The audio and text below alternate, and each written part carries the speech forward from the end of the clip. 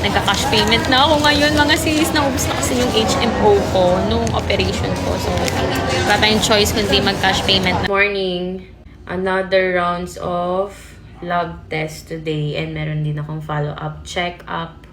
Nag-aayos ako ngayon. Kasi dapat maaga kami punta ng high precision.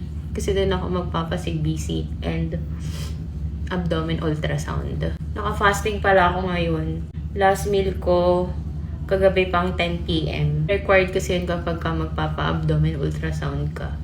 Tigyawat pala ako. Pero mabilis lang yan sa toner ko na acne defense. Kasi yung dito ko ng tigyawat, ayan, nag-dry na siya. Tapos lumipat naman siya dito. Galing, diba? Mag-aayos lang ako ng eyebrows ko and then magli-lipstick. Ayan, diba? Simplehan lang natin mga sis. Ayan. Maganda tong pang-ayos ng eyebrows ko kasi mabilis lang siyang gamitin. Ayan, suklayan nyo lang siya ng pabaliktad. Tsaka nyo suklayan ng paangat naman. Diba? Okay na yan. Bilis. Ayan lang, suklayan natin ng pabaliktad and then paangat para lang magkaroon ng volume yung eyebrows ko. So, magli-lipstick lang ako. Tingnan nyo naman yung lipstick ko mga sis. Pud-pud na.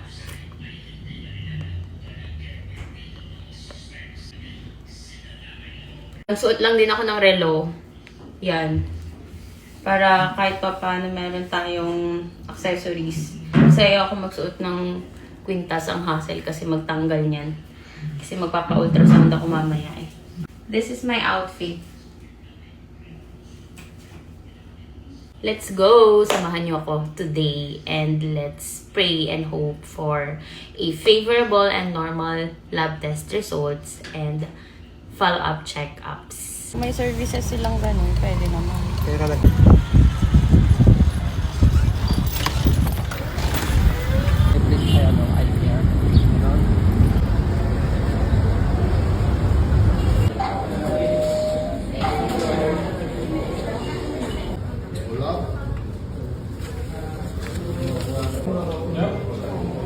Tapos yung ano,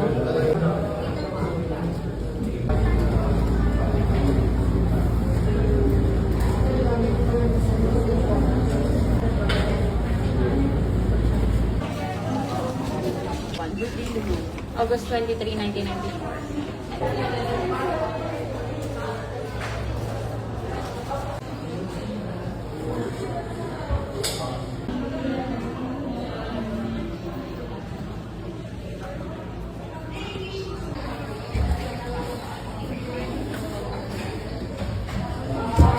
So, tama naman na Huwag ka na daw kumain. maggulay-gulay tayo para mabawasan ang cholesterol. Very Ang good. pang goods naman makita sa Sabi ni Doc? ultrasound. Sabi ni Doc? Thank you, Lord. Thank you, Lord. Next.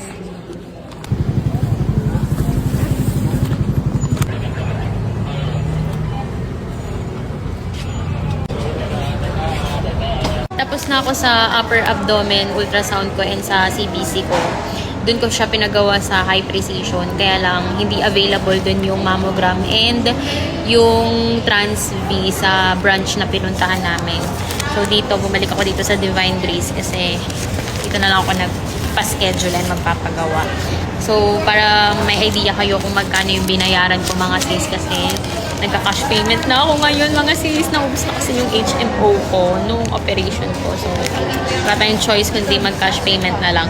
So ang nabayaran ko for the CBC and the upper abdomen ultrasound is 1,934.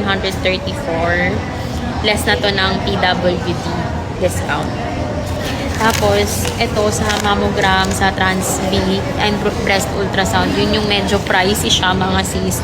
Ang nabayaran ko is 8,041.60. Less na to ng PWD discount. So, ito yung breakdown ng 8,000 plus mga sis. Bilateral breast ultrasound, 2,421. Transvaginal ultrasound, 1,765. And then digital mammography, 5,866. Medyo mahal siya mga sis. Pero ganun talaga, kailangan natin magpa-laboratory. Okay. Update ko na lang kayo. Kasi first time ko pa sa mammogram, sa Trans-V. Pero yung breast ultrasound, na-try ko na yun ng mga 3 beses na ata.